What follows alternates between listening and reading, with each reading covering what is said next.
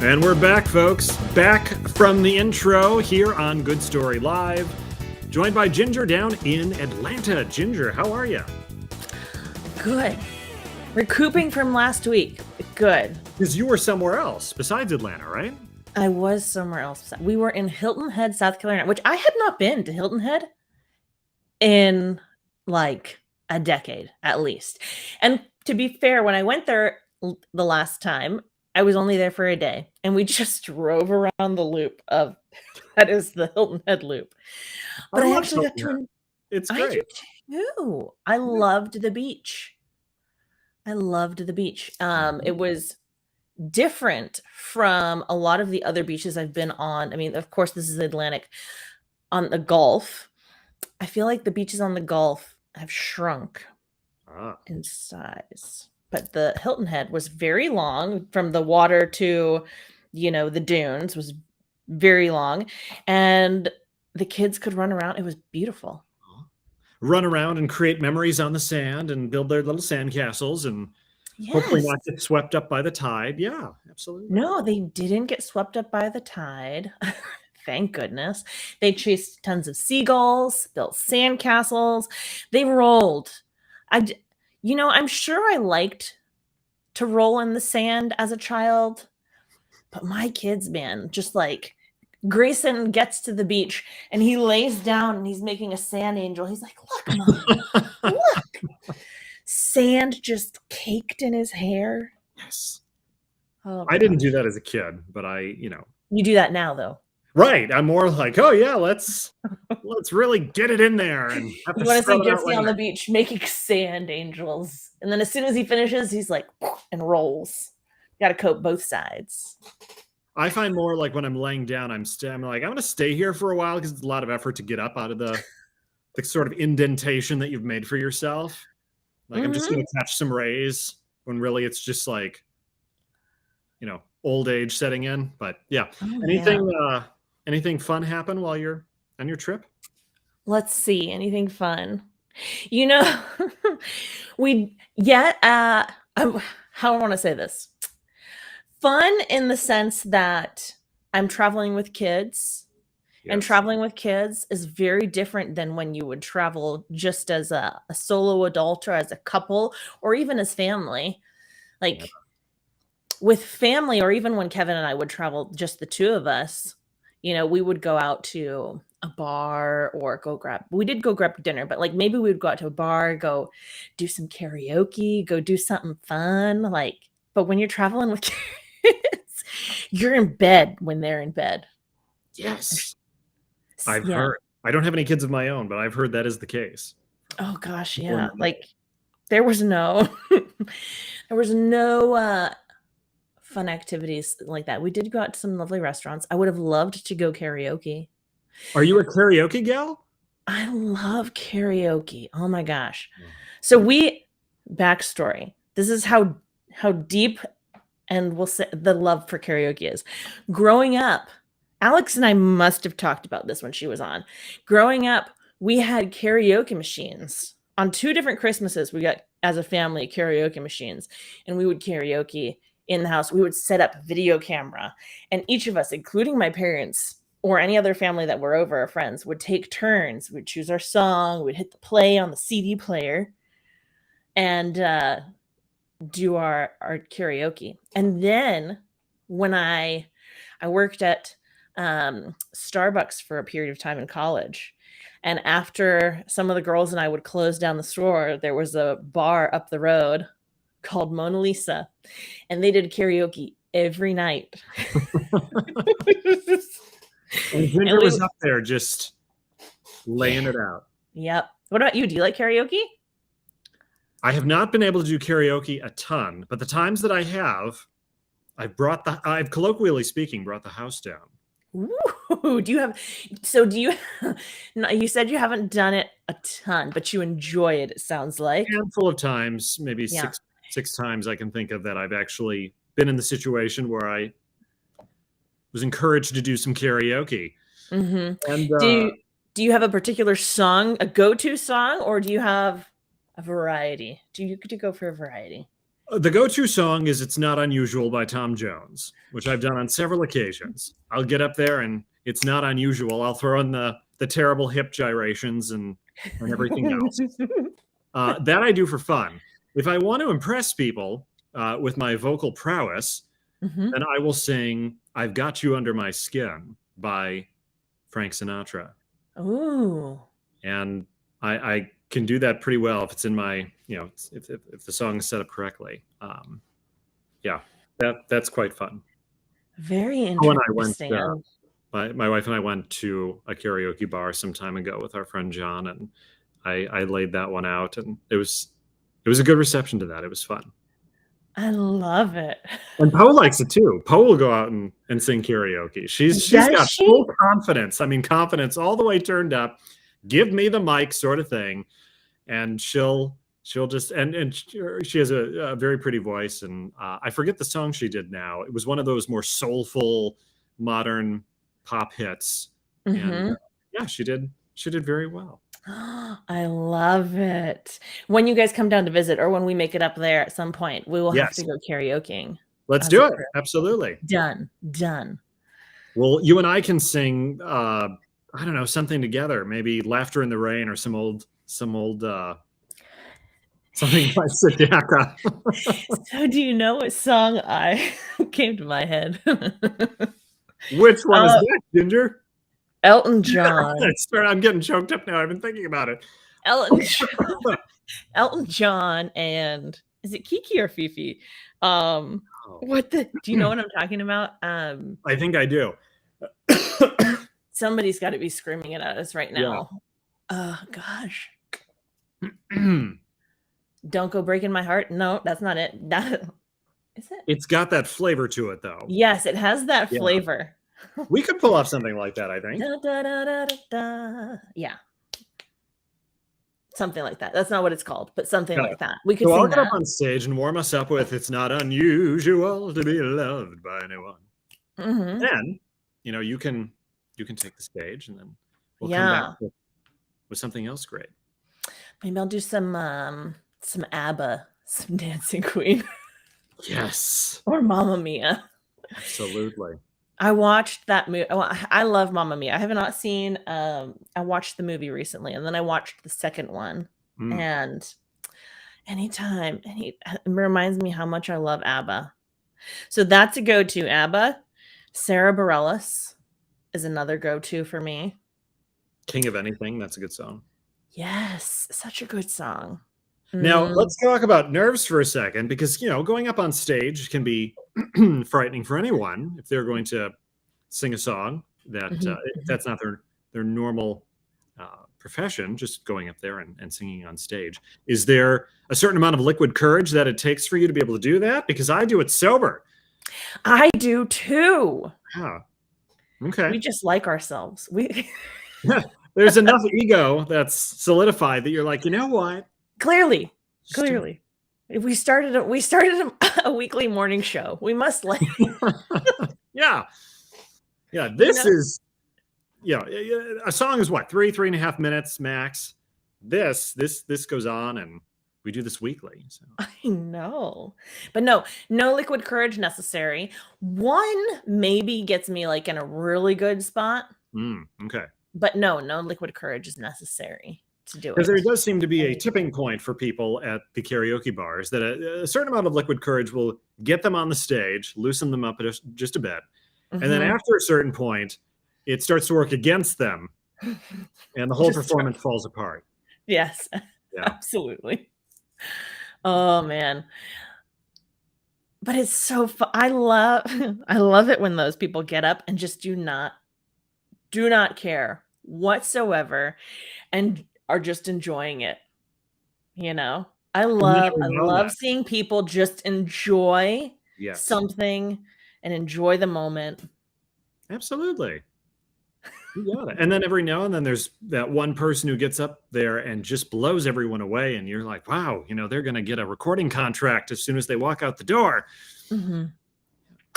Yeah, that's not me, but not me either. No.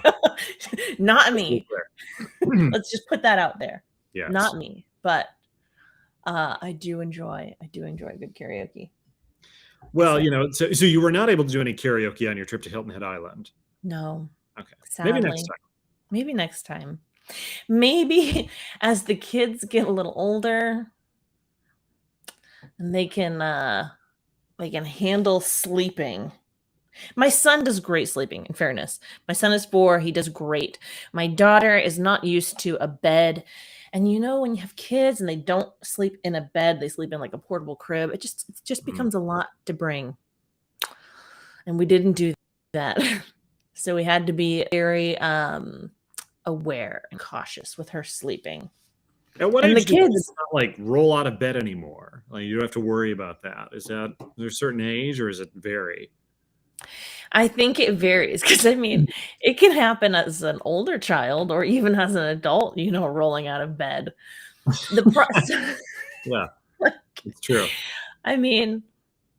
But so my daughter, with the challenge with her, my son sleeps in like his little spot and he's good. Like he'll roll, but he pretty much stays in like a 2-foot area. Okay. Width. My daughter uses every square inch of her bed. And not only does she use every square inch of her bed, she has, she's in a crib. So she will get to an edge and push her body up against it. And this is how she ends up rolling off things. Got it. It's because she gets to a surface that her back's on and she's like, ooh, I can push myself. And then she just goes, whoop. She makes full use of her space. Yes. So she's not ready for a big girl bed. My son would have stayed in his crib until he no longer fit in his crib. But my daughter, she's like, let me out, but she's not ready to be out. Got it. Well, kudos to you and Kevin for surviving the trip with kids and, all the complications that can create. And thanks. Here you are on the other side, much more rested and relaxed. Yeah. Says the man who does not have kids and has never traveled with children. All right, that was a presumptuous statement.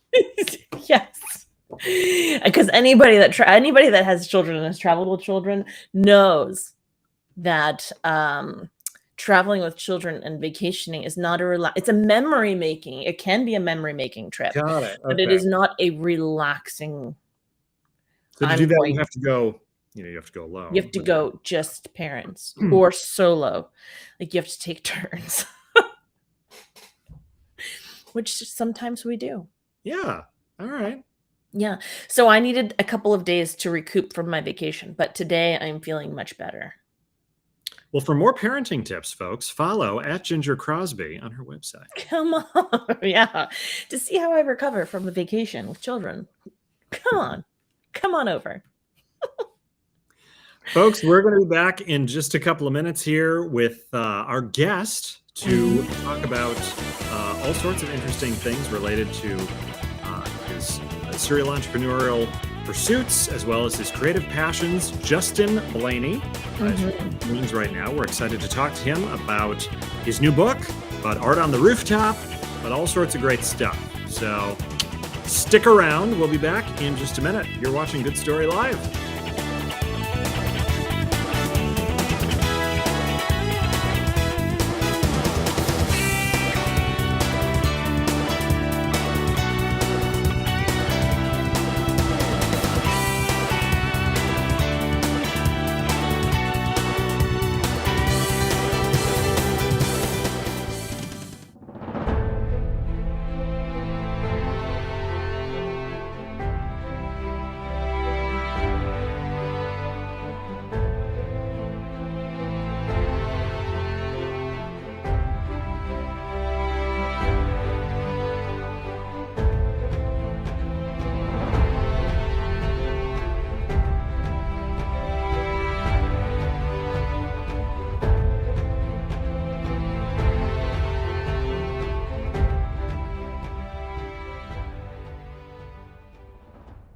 Unwind your mind with Spirit Animal Stress Relief Coloring Book for adults and teens. De-stress through creative meditation with the power of designs inspired by nature. Channel the strengths of 16 spirit animals who will guide you on your way, including balance, wisdom, longevity, regeneration, and more. Single-sided printing helps prevent bleed-through and allows you to frame your artwork if you desire. Give it as a gift to yourself or someone you care about. Spirit Animal Stress Relief Coloring Book, now available on Amazon.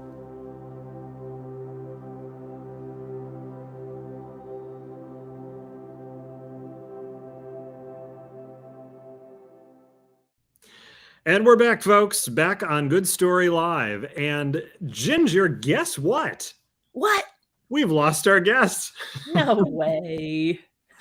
What happened? Dr. Justin Blaney was in the green room, and there's some technical difficulties. And unfortunately, due to some internet issues, which that's never happened to me. Never. If anyone's followed us for any length of time, the very first program, some internet difficulties myself. It tends to happen. So we are going to reschedule Blaney for next week. Next Thursday, we'll have him on, and we'll try this again. He'll be at a much better. He's traveling right now, so that can tend to happen. Next week should be fine. So that leaves us with a guest gap, Ginger. Yeah. But you know what? I planned for this to happen. Did you sabotage Justin Blaney? It's not that I sabotaged Justin Blaney. I just decided that it would best to be prepared for in the event something like this happened. So I purchased a game for us to play. Oh, really? Okay. I did. We're going to play a game, folks. We're going to play Battleship right here. Could you imagine? B5. You sunk it. No, not that game. So a game-ish. I got us table topics because table topics. So table topics, questions to start great conversations, and they have all kinds of different decks. We'll call them. Not like I was gonna say Cards Against Humanity is kind of like takes a different turn, but I think that they have some of those that take a different turn. But table topics essentially asks questions, and everyone in the conversation or at the dinner party, or in our case on the show, gets to go around and share their answers. Okay. They've got table topics geared towards kids and starting conversations with your kids, which I love. And then, if you just got a bunch of bums that are not great conversationalists, it's a great way to get a conversation going. Pull out a 3x3 card and let's get this party started. Yeah. So I'm game. Let's try it. Awesome. So first question. I'm going to read the questions. Jesse will give his answer first, and then I will go. Okay. When you're down, what makes you feel better? When I'm down, what makes me feel better? Okay. Some philosophical questions. Yeah. Yes, that's the nature. When I'm down, well, I mean, the answer that I think of right now is my wife, Poe, who's just a tremendous bundle of joy and fun. But if I were not to say her, I would say something that makes me feel better when I'm down is listening to music. Yes. That tends to help my mood tremendously and very quickly. I love that. So I also, music does it for me. But it also depends on the type of bad mood. I don't want to say bad mood. Does it say bad mood? When you're down, it depends on the type of down that I'm feeling. Yes. Because sometimes, and I experienced this very recently, like this weekend, I just need time to myself. I think that is the most common down that I feel as a mom, as I just get overstimulated and too much going on. Yeah. And music and fun things can help me, but I find that oftentimes what I need most to help me feel better when I'm down like that is time alone, for sure. Recharge. Away from people. Yeah, absolutely. Recharge the introvert batteries. Yes, I'm an ambivert that leads more introvert. Something like that. We'll say that. Yeah. I'm ready Next for the one. next one. What do you love about your hometown? My hometown, which is Where where is your hometown? my Milwaukee? hometown is Milwaukee, and then I lived elsewhere for many, many years, and then came back.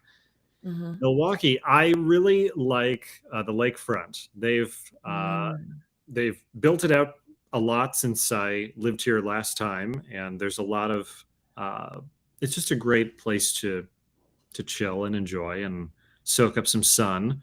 Mm-hmm. Some great restaurants downtown, and it's great. They joke that it's America's third coast, this area of Lake Michigan, but you can kind of forget that it's not an ocean. It's very much got that coastal beach vibe. Yeah, I've never been anywhere near the Great Lakes, ever. Well, they'll welcome you with open arms when you're ready to visit. Yes, sounds fabulous. I would love to. I grew up in Fort Myers, Florida, which, if you're looking at Florida and there's the thumb, it's down here, south of Tampa. And I think the thing that I love most about my hometown is being like the proximity to water, kind of like you, like being on the Great Lakes, like being the proximity to water. And it was not always this way, but it is definitely a very social town. Okay. And it's been built like it's grown to be that. Because when I was growing up, it was not at all. But now that I go back and I visit, I can appreciate just how easy it is to be out and about and enjoy yourself as a crew, as a family. Yeah, absolutely. And that, Mhm. like you said, it tends to change over time. It And does. sometimes it's better, sometimes it's not. But when it is better, it can be Mhm. absolutely tremendous to kind of relearn an appreciation for a town that you know so well.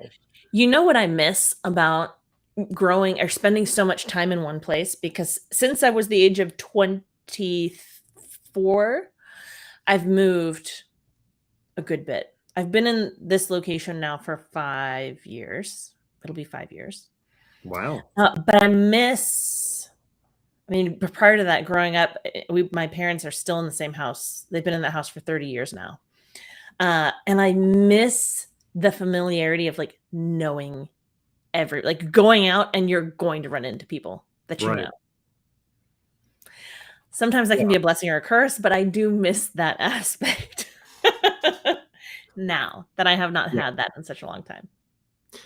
Yeah, I think that it's interesting that a lot of our socialization now comes in maybe forms and ways that our parents, you know, that our parents experience differently than we do. I mean, there's less socialization through Mhm. community events, religious gatherings, Rotary clubs, different community center events.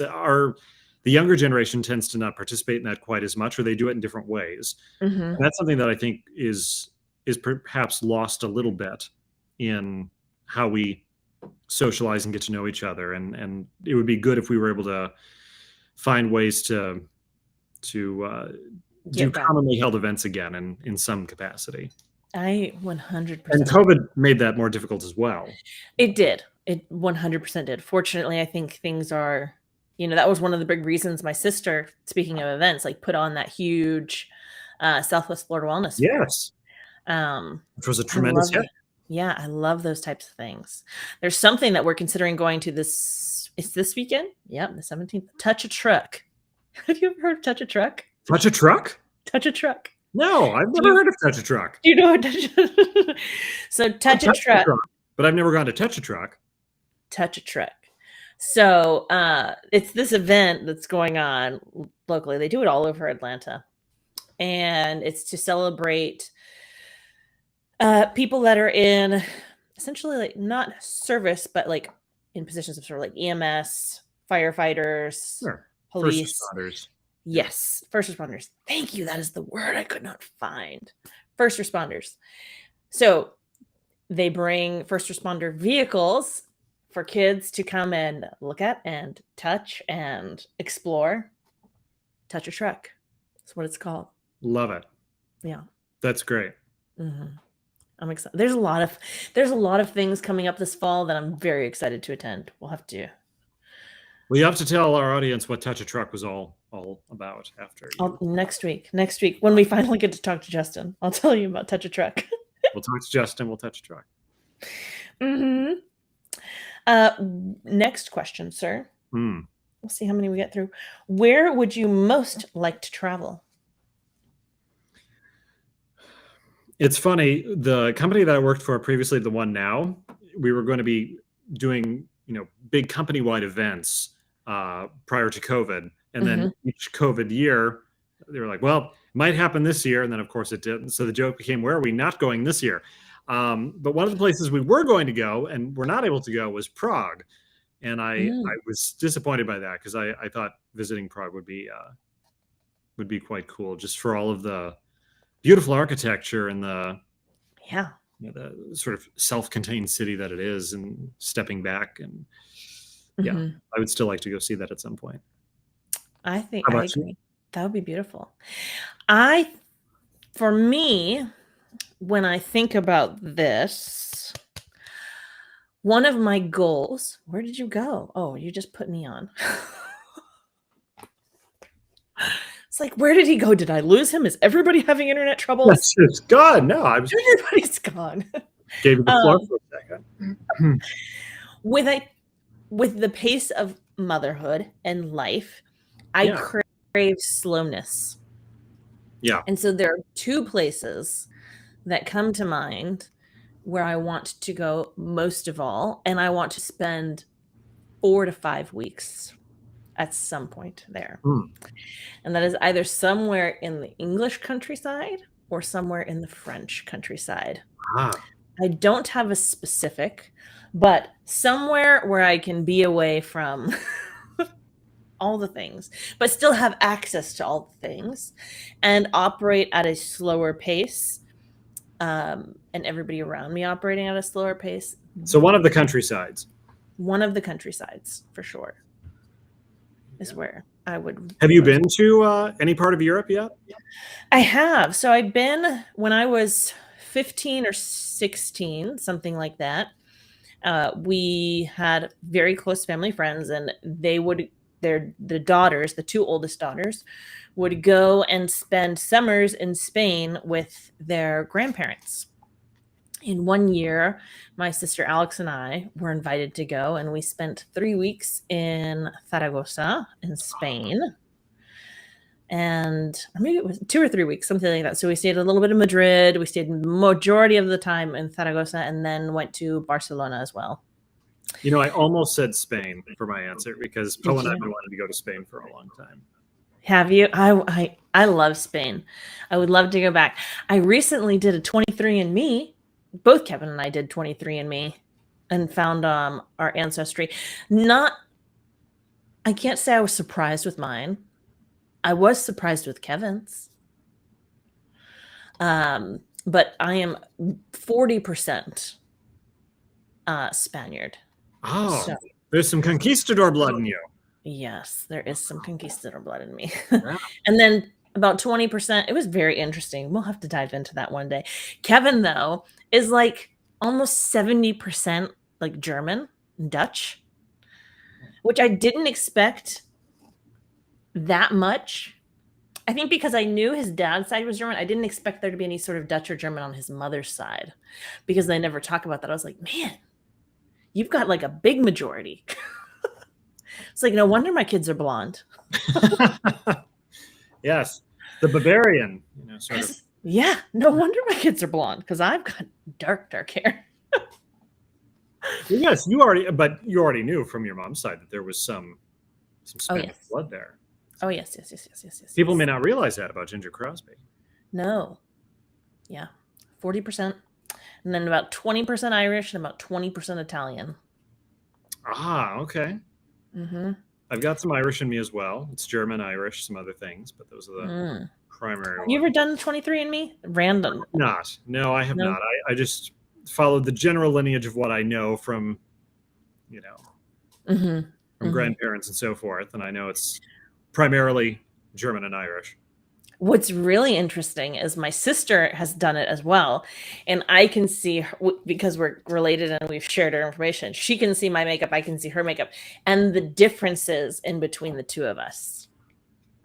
Like this, the meat and potatoes are still the same, but it's just different portions. Yes. Which is so interesting. Yes. The meat and potatoes were the same, folks. Just different portion sizes. A little differently. This question I thought was very comical. Yes. If you could appear on any game show, which would you choose? When I was a kid, I wanted to be on The Price is Right so badly. Did I wanted to spin the big wheel. I wanted to do the Plinko board. There was so many games. As an adult on a game show, I've always been curious how high I could get on the roster of, or on the rungs of Who Wants to Be a Millionaire, because you have to have I would be a terrible. lot of general knowledge on a lot of things, which I think I do to a certain extent, and then I would agree. you also have to know if you should go for the next question at the 2 plateau points. So I don't know. I've always thought I could get up beyond 32,000, get to the 6,425,000 with some lifeline help. After that is what I'm not sure of. Yeah, I would love to watch you on Who Wants to Be a Millionaire. Is that what it's called? Who Wants to Be a Millionaire? Yeah, back in the day it was. I would rather be the host, though. I would rather been Regis Philbin. Yes. Who Wants to Be a Millionaire? What a great job, man. Good job. So I would be terrible at this game, I feel like. Just based off of... And I think the only reason I would want... My dad loves this show. Like, loves this show. And it's Family Feud. Oh, no. I would never want to go on Family Feud. That's like bottom of the list for me. I would be so bad. But I think if I had the opportunity, I imitate is Regis Philbin. I don't know why I did that. And got the wrong game show. But that would be the one, probably. Okay. Now, if I were a kid, do you remember play? What were those? Did you ever? Gosh, what were those shows? It was on Nickelodeon. There was the slime. The slime one. Yeah. Yep. I don't remember what it's called. Again, people, you're screaming it at me. I know it. I would have hated to be slimed, but it probably would have been fun. Yeah. Yeah, there's some interesting game shows. What's more interesting is there are some game shows that never made it on the air that had very interesting concepts. How do you know of this, sir? Well, being an old broadcaster, you tend to dig into where some of the things, and hidden away in some FTP sites in certain places, you can find the pilots, the recorded but never aired pilots of some game shows that were tested out. And there's one that was tested out. This had to have been in the late 70s, early 80s. Steve Edwards was the host to, try out this game show called Pandemonium. And it was like this room full of, I don't know, 100 people it had to have been. And he was in the middle of it. And you ask a series of elimination questions, basically. And the people who get it wrong, there was a camera right at the top, housed in the ceiling, and it would look down, and through the magic of television, the people who got the answers wrong would all vanish, and then it was just the group that was left. And then you would slowly eliminate until you got down to the core group, and then they went on to play the game in a different format that was more of like a question and answer sort of thing. But the first 10 to 15 minutes of this program is total bonkers. Yeah, it's called Pandemonium. It was a very interesting pilot. I love the name. On television. Didn't get picked up by any network, but in fact, he went on to tell a story that he had auditioned to be the host of one of the versions of Scrabble. The Scrabble game has been on television in a number of iterations with different hosts over the years. Yes. And it's like every time there's been a Scrabble TV show, it's been picked up. except the one he did. Oh, That one didn't get picked up. you know what? I just thought of another show that would have been fun to be on, though I probably would have been terrible at this. You may have enjoyed this too. Is Whose Line Is It Anyway? Oh, I love that show. Yes, right. That would have been a fun Brady, one. Colin Mockery, Ryan Stiles, and of course Drew Carey. Yeah, absolutely. I've played some of those games just with friends, and my favorite. I mean, of course, you've got the hoedown and the Irish drinking song, which are fun. But the prop game was fun. And then one of my favorites that not a lot of people mention is the audience participation sound effect game, which is where you bring two audience members, hand them both the microphones, and they have to provide sound effects to the actions that the actors are doing. And of course, they're terrible. Yes. And they play along with that awfulness and evolve it into an ongoing storyline. I would love to see that show, like a revival of that show. It has been revived. You know, these old guys are back. Oh yeah, it's been on for years. The voice of Lana from the TV show Archer, she's the host, and they brought back, like, Drew Carey's not part of it anymore, but they brought back 2 or 3 of the originals. It airs on the WB, I think, or one of the. I'll have to go and look at this because I have not. Oh. I loved that show. It was hilarious. Yeah. Such a good one, right? It's painfully funny. I usually, when I'm watching all the clips of it, I usually have to stop watching after a while because I'm laughing so hard. That's the best kind, is make you snort. Yes. That's how you know it's good. Yeah. My favorite one of the Irish drinking songs was one of the guests came on and basically he did a beautiful, I mean, there was no pause, there was no thought. He just nailed every line. And the punchline was Colin Mockery's mom. And and Colin Mockery was so upset at him. And by the time it got to Colin's Irish drinking song participation, he went back and retaliated against the guest. It was very funny. Yeah. Oh man, that was a good one. I loved that show. I'm gonna have to go go on a YouTube search later tonight. That's a great one to pull out when you're feeling down. Have just a playlist saved. Whose line is it anyway? Yeah, of Whose Line Is It Anyway? Whose line is it anyway? Where the points don't matter and the games are made up. Yes, that's right. Something like that. Where the points don't matter and the games are made up. Such a good show. Go watch it. I've got 2 more questions. I can always pull more, but we're going to go with these 2.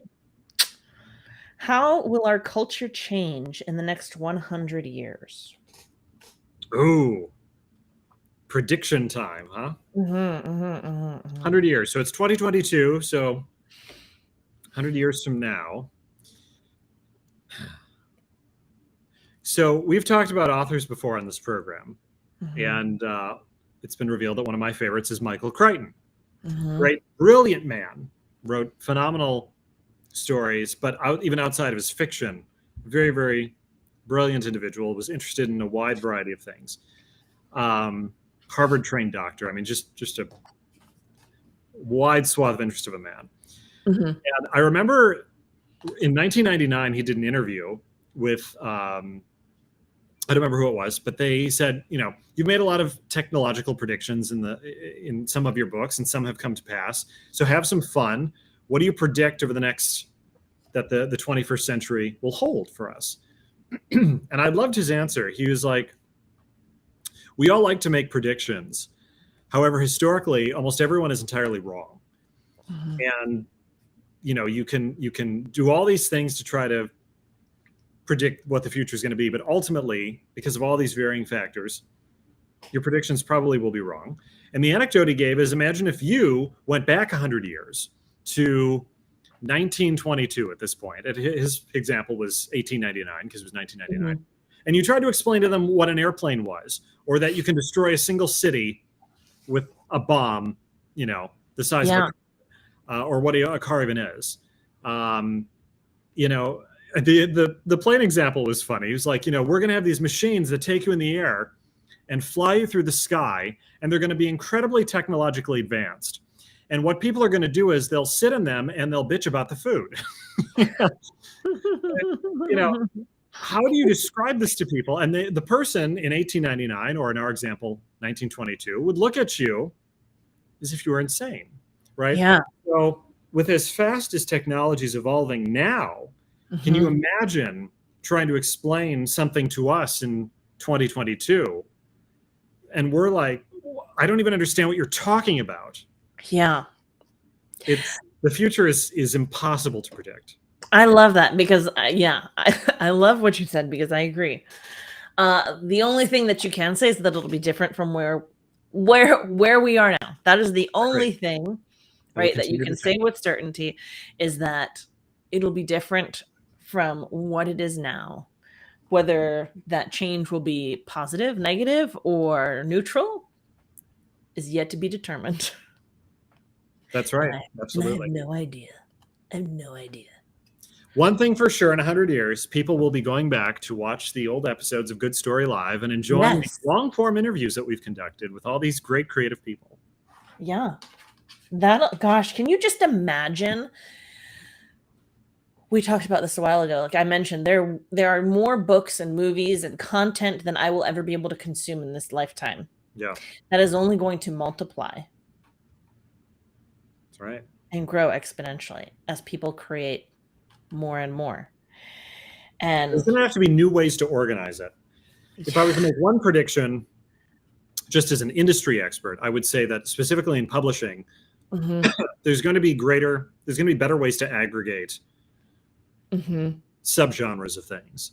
Because right now it's kind of the Wild West, and we all know that the kind of directories that we've built to guide us don't really work that well. So I predict, just because that's where the industry is already heading, is that in 100 years from now, we will have better ways to aggregate the things that we've created and figure out, filter and sort, organize. Yeah. I think that'll be better than it is now. Gosh, one can hope. But then will that lead to a narrowing of exposure to things? Do you know what I'm trying to say? Like, will that it already is. It already is. I mean, yeah. True. I mean, just a few days ago was the Emmys. Did you watch the Emmys? No, I didn't either. But do you know that, like, back in the day, like 20 or 30 million people used to tune in for the Emmys every year? And they all used to talk about it the next day, because not only did a wide chunk of the populace watch it, but they watched it together at the same time, and then they would talk about it the next day. We don't really have anything like that, except the Super Bowl, that a large chunk of the population, the American population, will commit to watching at one interval. Yeah, that's very true. So, because now, I mean, you can get media anywhere. Yeah. Anytime. And it's not like we're limited to cable television where, you know, and it doesn't automatically cut off at a certain time of evening either, you know. And we're finding even among our friends, I mean, I watched Severance, and I'm very excited for my friends to watch it. They're finishing a show that I probably am not going to watch and have no interest in. And yet we're all very close and tight, and yet there's still some of our entertainment choices don't overlap.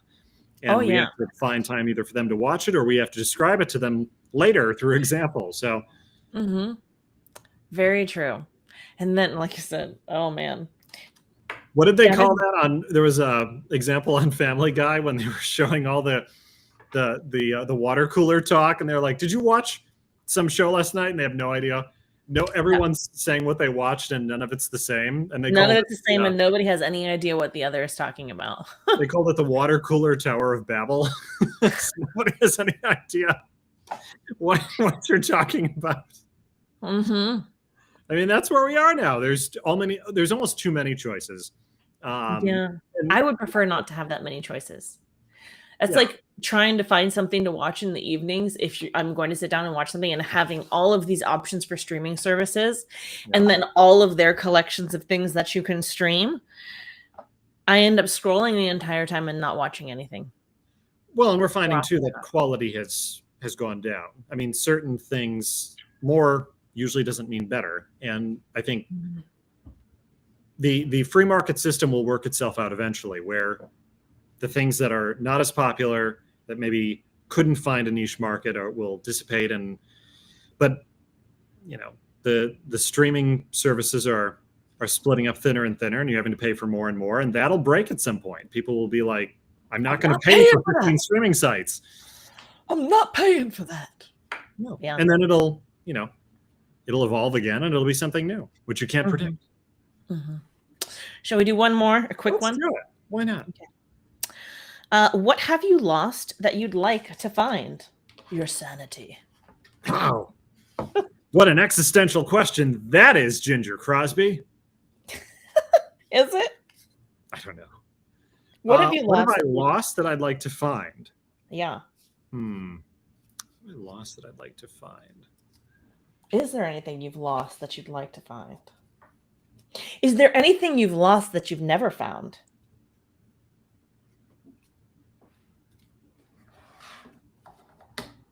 I would have to think about that. I can't. Nothing comes to mind right away. Do you have something that comes to mind? I don't have a specific thing, but I can tell you what I do when I have recognized that I've lost or misplaced something.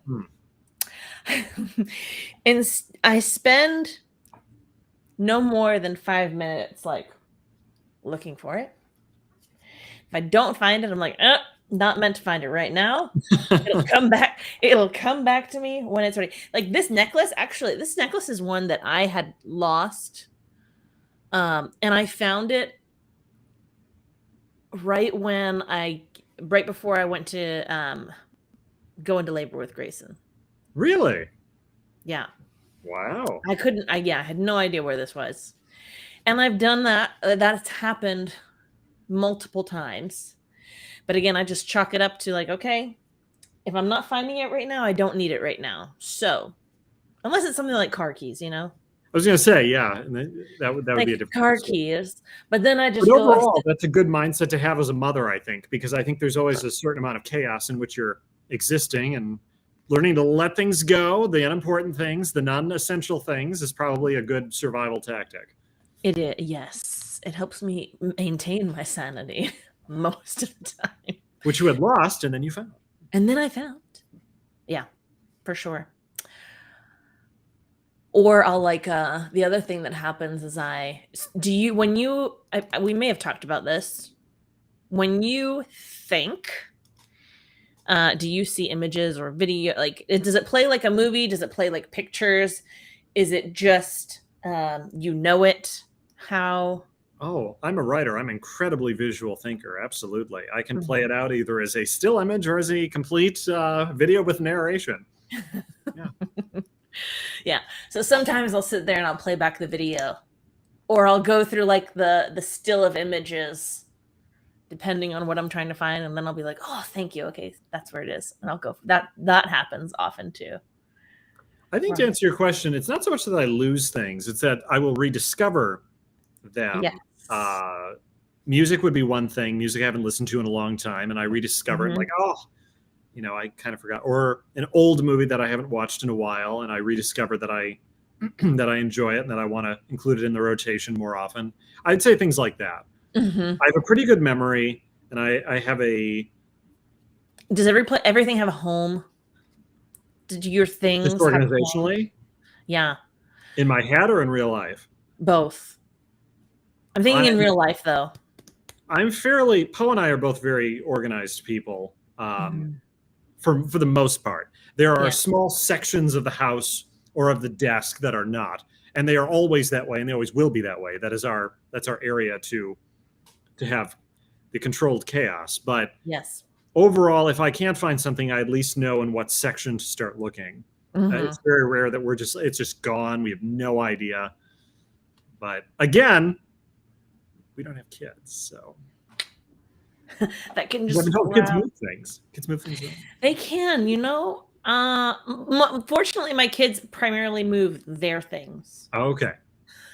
Less so much. Excuse me. Less so our things. Yeah, that's good. Yeah. But I also have adopted this standpoint of oh, there's a bug. There's a spider. Oh no. It's just chilling there. It's not moving. We're good right now. So Ginger's not a fan of our arachnid friends. No. No. Did I ever tell you about the time? My parents were on a date night, and my sisters and I were home alone, and it was very ominous in terms of weather, thunder, and that's typical of Florida. Like you get thunder and lightning and all that stuff and rain. And my sisters and I are sitting down watching whatever, and I feel like in my memory how this plays is like lightning flashes and it lights up the room, and I like look over at the wall and I see something moving. I'm like, okay. And it ends up being like this spider that with body and legs is like this big. And it's not staying on the wall. Ooh, this one moved. It's not just chilling like this one is, though I just spoke about it and it moved. It can sense that I'm talking about it. Oh my gosh. Anyway, and it's moved and it crawls down the wall. My parents live in an A-frame house. So it's a very steep pitch roof and it goes up very high. And it's a loft space so you can see straight up. And it comes from up there and it crawls down the wall and then it starts crawling on the floor. My sisters and I are losing our minds. And this is like, I think my parents had a cell phone at this point. Like, we're trying to call them. Nobody's answering. I'm like, you guys need to come home and take care of this thing. And my dad's like, Ginger, stop being such a baby. Like, it's just a spider. It's just a spider. Dad, but you don't understand. It's not just like a little spider. It's like a big spider. Anyway, he gets home. We find this thing because by this point it had gotten to the living room where we are, and we're like huddled outside in my dad's car, like trying to stay away from this thing. No. And you're the oldest, right? So the weight of the responsibility of removing this thing would fall on your shoulders. And I wasn't doing it. It was huge. Anyway, he gets home, he squashes it finally after we find it. And mind you, he's freaked out by it too. So it's not like it's big enough for him to be freaked out by. And he squishes it and hundreds of baby spiders come radiating out. I heard about that. It's a nightmare. And you're just smashing it. I mean, they're moving so fast, like you can't even, you have to get the vacuum. And then the vacuum has to be burned. Right. It can't be in the house anymore. Then the house has to be burned down and you have to move. Yeah. Wow. Spider's still there. How's the current spider doing? He's chilling. He's chilling right now. You're composing yourself very well, being live on TV and also, Thank you. handling the spider situation. So he's chilling. It would, spiders I can at least keep my eye on. And we have not like had very big ones in the house. But if it were a roach, I would have screamed and jumped away. Yes, well, why don't we change the topic here? That was fun. I think we have time for one more card here. So you got it. There's another little fly that scared me because I already saw it. Now you're on hyper alert. Ooh, okay, this is an interesting question. I mean, I know my answer already. Would you rather age forward or backwards from this point? Benjamin Button question, huh? Yeah. Oh, so would I rather get younger from this point or get older from this point? Always forward. Forward motion. Me too. Yeah. I already know what's back there, and I'm less I'm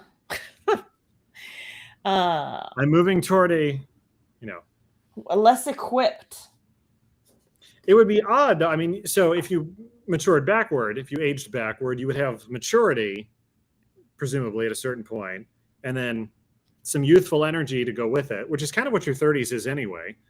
And then you go into adolescence. Can you imagine being an adolescent though with adult knowledge? How like mouthy you would be and just like not putting up with anything from anyone?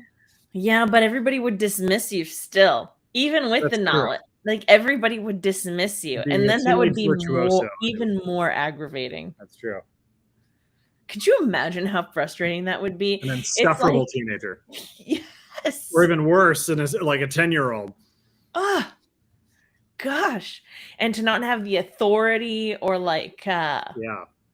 That would be awful.